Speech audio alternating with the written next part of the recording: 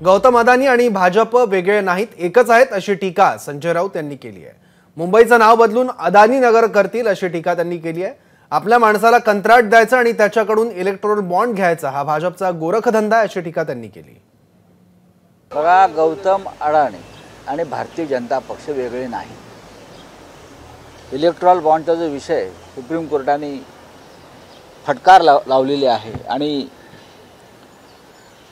ज्यांनी electoral bond विकत घेऊन भारतीय जनता पक्षाची तिजोरी भरली आहे त्यांची नावं जाहीर करा, ही जी सूचना तो आदेश सर्वोच्च न्यायालयाने दिलेले आहे त्याच्यामध्ये अडाणीचं नाव सगळ्यात वर आहे।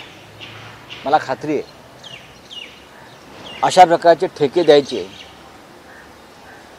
आपल्या उद्योगपतींना आणि त्या बदल्यात शेकडो कोटीचे इलेक्ट्रोल बॉन्ड्स घ्यायचे निवडणूक निधी म्हणून, हा भारतीय जनता पक्षाचा गोरखधंदा आहे।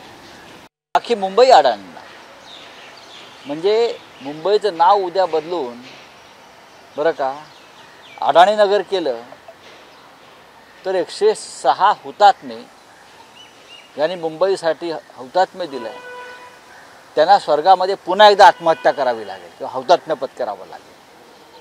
काय करतात तुमचे एकनाथ शिंदे मुख्यमंत्री, महाराष्ट्र स्वाभिमानी, हिंदुत्व रक्षक, काय करतात काय कोल्हापुरात बसून?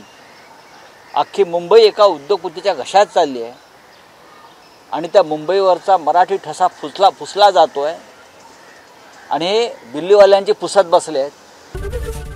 एबीपी माझा, उघडा डोळे बघा नीट।